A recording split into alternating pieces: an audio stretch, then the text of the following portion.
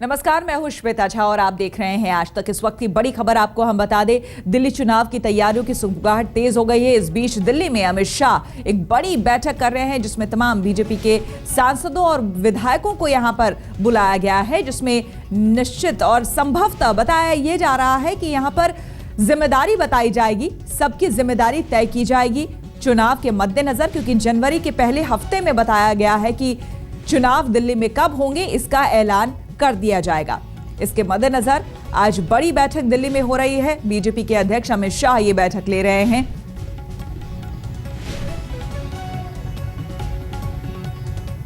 हमारे संवाददाता कपिल शर्मा हमारे साथ जुड़ गए हैं ज्यादा जानकारी के साथ। कपिल, क्या कुछ जानकारी मिल पा रही है इस बैठक के मद्देनजर? श्वेता, देखिए, अभी जो अमित शाह की मीटिंग है वो खत्म हुई है और वो थोड़ी देर पहले ही दिल्ली बीजेपी ऑफिस से रवाना हुए हैं। करीब 45 मिनट तक ये मीटिंग चली है और इसका मकसद जो दिल्ली विधानसभा चुनाव है उसके पहले कार्यकर्ताओं को एक संदेश देना था कि केंद्रीय नेतृत्व की नज़र दिल्ली चुनावों पर है और ये बहुत महत्वपूर्ण है केंद्रीय नेतृत्व की नज़र में दिल्ली के चुनाव। और इसलिए खुद अमित शाह पंत मार्ग, जो दिल्ली बीजेपी का मुख्यालय है, वहां पर पहुंचे थे। यहां पर करीब 160 जो दिल्ली बीजेपी के नेता हैं, जो प्रदेश स्तर पर और जो जिला स्तर है उसकी कार्यकारिणी में पदाधिकारी हैं, उनको बुलाया गया था और इन कार्यकर्ताओं पर तमाम जो जिम्मेदारियां हैं चुनाव का जो प्रबंधन है उसको देखने की, ये वही नेता थे जिनको थोड़े दिन पहले अशोका रोड पर बुला करके अमित शाह ने नसीहत दी थी और तमाम जो कार्य है वो उनको सौंपे थे, खासतौर पर जो सांसदों की मीटिंग होनी थी 300। लेकिन पिछले दिनों में देखने में यह आया था कि जो सांसदों की मीटिंग हुई थी वो बहुत ज्यादा उसका रिस्पांस बीजेपी को नहीं मिला था। कई सभाएं हैं, वहां पर भीड़ नहीं जुट पाई थी और कई सभाओं में जो सांसद हैं वो पहुंचे ही नहीं थे और साथ ही विवाद बहुत सारे हुए थे। तो इस बात को लेकर के केंद्रीय नेतृत्व नाराज था और आज जो अमित शाह ने यहाँ पर मीटिंग की है उसका मकसद यही संदेश देना था कि नेता जो है आपसी गुटबाजी छोड़ करके पूरी तरह से तैयारियों में लग जाएं दिल्ली विधानसभा की। बिल्कुल। इस बीच कपिल, ये आपसे समझना चाहेंगे क्योंकि खबरें ये भी आ रही थी कि आज ये तय किया जाएगा, एक तरह से बंटवारा किया जाएगा कि किसको क्या जिम्मेदारी दी जाए, क्योंकि चुनाव अब नजदीक है, क्योंकि जनवरी के पहले हफ्ते में बताया जा रहा है कि ये ऐलान हो जाएगा और संभवतः अप्रैल के महीने में, फरवरी या अप्रैल में बताया जा रहा है कि दिल्ली में चुनाव भी हैं। क्या खबर?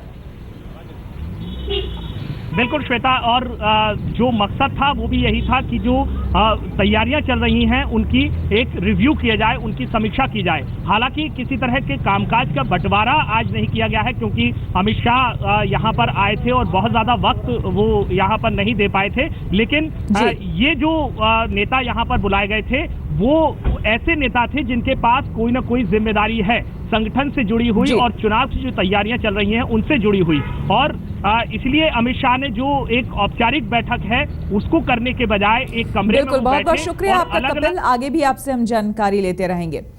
और दिल्ली के दंगल में नजर सबकी केजरीवाल पर टिकी है। जी हां, इस बार भी वो नई दिल्ली विधानसभा क्षेत्र से चुनाव लड़ने वाले हैं। इस सीट पर बिन्नी से लेकर विपक्ष तक उन्हें घेरने के लिए पुख्ता रणनीति बनाने में जुटी हुई है। आज जो नतीजे आए हैं वो नतीजे ये दिखाते हैं कि जनता बीजेपी, कांग्रेस और इन पार्टियों की भ्रष्ट राजनीति से तंग आ चुकी है और अगर ये पार्टियां नहीं बदली तो जनता इन पार्टियों को बदल देगी और जनता इन पार्टियों को उखाड़ के फेंक देगी। वो भी एक दौर था, ये भी एक दौर है। अब इस साल भर भी नहीं गुजरे हैं लेकिन माहौल पूरी तरह से बदला हुआ है। नई दिल्ली विधानसभा में एक बार फिर दंगल की तैयारी शुरू हो गई है।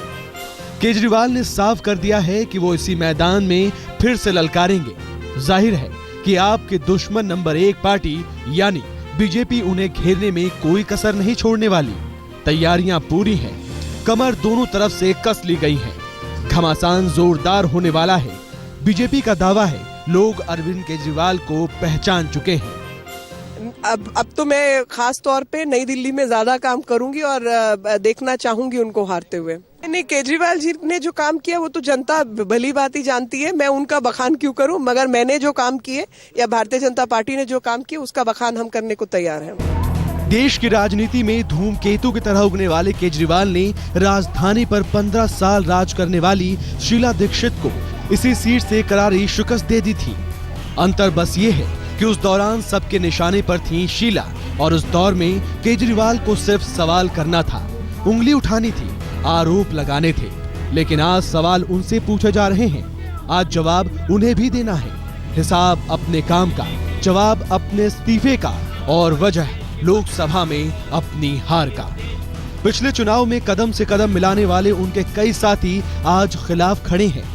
विनोद बिन्नी ने तो बकायदा चुनौती ही दे दी है, क्योंकि अरविंद केजरीवाल ने सिर्फ झूठ और कपट के अलावा कोई राजनीति नहीं की है, लोगों को गुमराह करने के अलावा उसने कोई काम नहीं किया है। जिस 49 दिन का वो जिक्र करते हैं उसमें दिल्ली की जनता को सिर्फ ठगने के लिए, मूर्ख बनाने के लिए, झूठे वादे करने के अलावा उस आदमी ने कुछ नहीं किया है। और मुझे विश्वास है कि अरविंद केजरीवाल की जमानत नई दिल्ली में जब जब्त होना तय मान लीजिए आप।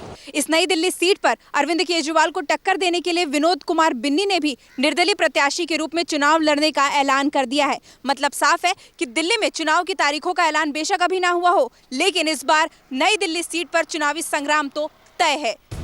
आम आदमी पार्टी के लिए दिल्ली का चुनाव मतलब सब कुछ है। आपके नेताओं को भरोसा है कि एक बार फिर वो जनता का भरोसा जीतने में कामयाब होंगे। नई दिल्ली के लोग फिर से केजरीवाल को वोट देंगे। जनता को आज वो 49 दिन भी याद है, क्योंकि आज तक जो नहीं हुआ था वो पिछले 1.5 साल में हुआ है। लोग कहते थे करप्शन खत्म नहीं हो सकता था, पर उन 49 दिनों के अंदर करप्शन खत्म हुआ। तो पब्लिक पूरी तरह से अवेयर है और पूरी तरह से इस मूड में है कि आम आदमी पार्टी की सरकार बननी चाहिए। ये अपने नए नए हथकंडे अपनाते रहेंगे, पर पब्लिक अपना मन बना चुकी है दिल्ली की पब्लिक। ये बात अलग है कि आम आदमी पार्टी को भरोसा है कि अभी आज सबके सवालों के सामने है केजरीवाल। बीजेपी हर हाल में और हर तरीके से उन्हें घेरने में जुटी है। और 49 दिन में सिवाय धरने के कुछ नहीं किया हो, तो जिनका मोटो धरना और कुछ नहीं करना हो, उनके कटाक्ष को मैं कटाक्ष भी नहीं मानती, क्योंकि उस कटाक्ष के लिए भी एक हैसियत चाहिए और वो हैसियत काम करने से आती है। जिन्होंने जिंदगी में कोई काम ना किया हो वो कटाक्ष के लायक भी नहीं है। केजरीवाल एंड कंपनी ने दिल्ली की सत्ता को 49 दिन के लिए चलाया था। उनका दावा है कि जितना काम उनकी सरकार ने किया आज तक कोई सियासी पार्टी नहीं कर पाई, जबकि विरोधियों का दावा है कि उन्होंने दिल्ली के लोगों को दगा दिया है। रोशनी ठोकने के साथ ब्यूरो रिपोर्ट, दिल्ली आज तक। दिल्ली में बीजेपी और आप एक दूसरे से भिड़ गए हैं। प्रचार वार साफ साफ नजर आ रहा है। रेडियो जिंगल्स के जरिए दोनों पार्टियां एक दूसरे पर निशाना साध रही है। ईमानदार हैं, उनको सम्मान देंगे, उनको इज्जत देंगे, उनको इनाम देंगे, उनको प्रमोशन देंगे। हर गरीब का बैंक खाता खोलेंगे। एक एक दवा का दाम, 108 दवा के दाम 5 गुने से लेकर 15 गुने तक उसके दाम बढ़ा दिए गए चुपचाप। दिल्ली में सत्ता की सबसे बड़ी रेस।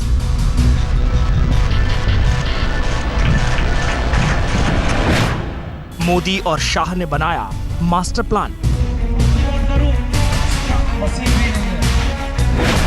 केजरीवाल को घेरने के 49 हथियार।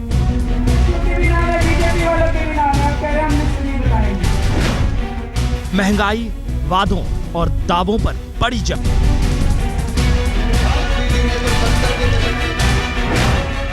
आप पर बीजेपी का पलटवार। कुछ न था वो, 4 दिन की चांदनी दिखाकर भाग गया। दिल्ली में बीजेपी का मिशन सत्ता।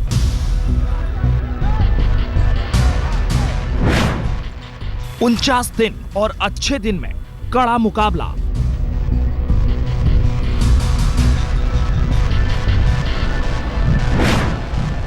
दिल्ली में बीजेपी आपकी अग्नि परीक्षा।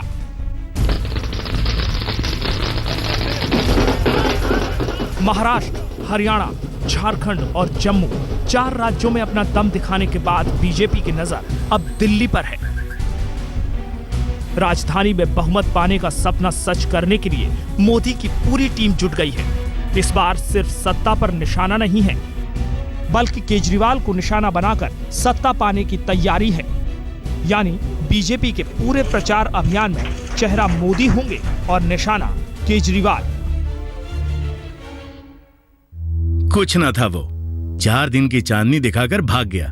तुम खुद सोचो, जो अपने लालच के लिए एक बार जनता का विश्वास तोड़ सकता है, वो दोबारा ऐसा नहीं कर सकता। मगर भाई, अरे तू रहने दे। सरकारी बंगला ठुकराने के बाद बंगला ले लिया, गाड़ी ठुकराने के बाद वो भी ले ली। जो अपने वादों पर ना टिका, वो हमारे विश्वास पर क्या खाक टिकेगा? ऐसी बचकानी हरकत करने वाले को तू चाहता है कि मैं वोट दूं? बात करता है।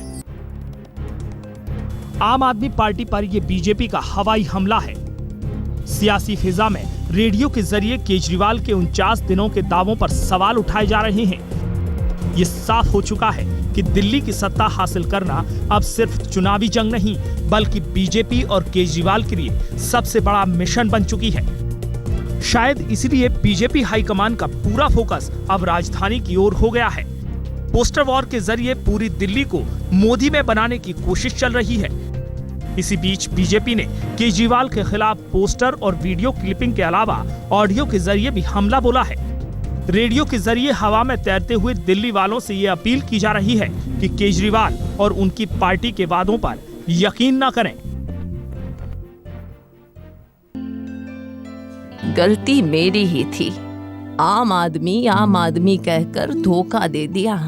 बड़े बड़े वादे, पानी मुफ्त कर देंगे, पर आंसू दे गया। घर के काम छोड़कर उसके लिए मीटिंग करवाई मोहल्लों में, पर बदले में क्या मिला? सब छोड़कर भाग गया। इनके अपने आदमी तक चले गए। गैर जिम्मेदारी का बदला लेंगे। अब इस नाकाम आदमी को वोट ना देंगे। काला धन लेके आएंगे। 70 लाख करोड़ रुपए स्विस बैंकों में पड़े हैं, वो 70 लाख करोड़ 100 दिन में लाएंगे। केजरीवाल और उनकी पार्टी महंगाई को लेकर मोदी सरकार को निशाना बनाती रही है। इस चुनाव में भी महंगाई को बड़ा मुद्दा बनाने की तैयारी है। इसीलिए बीजेपी ने केजरीवाल के महंगाई के सवाल का भी जवाब दिया है। तेल के दामों में कमी का प्रचार और आम आदमी पार्टी पर वार दोनों एक साथ हो रहे हैं। नमस्ते मैडम जी। ओए छोटू, स्कूटी में 100 का डाल, हफ्ता चल जाता होगा। आप तो स्कूल और घर पर अब 10 दिन चलेगा। वो क्यों? दाम फिर से घट गए, 6 पॉइंट ज्यादा डलेगा। अच्छा। मोदी की टीम आम आदमी से जुड़े हर मुद्दे को कैश कराना चाहती है। इसलिए डीजल, पेट्रोल के साथ साथ खाने पीने की चीजों में महंगाई कम करने का प्रचार कर रही है। ये रही बीवी जी आपकी सब्जी, टमाटर और प्याज, और ये बाकी के पैसे। बाकी पैसे क्या भाव लाई? बीवी जी, सब्जी सस्ती हो गई है। अच्छा। पहले पोस्टर, फिर रैलियां, फिर वीडियो और अब रेडियो के जरिए प्रचार वॉर। दिल्ली की सियासी जंग में हर हथियार आजमाया जा रहा है। बीजेपी के इन ताजा हमलों के बाद केजरीवाल की टीम में खलबली है। रवीश पाल सिंह, दिल्ली आज तक। हम रुकेंगे एक छोटे से ब्रेक के लिए। आप देखते रहिए आज तक।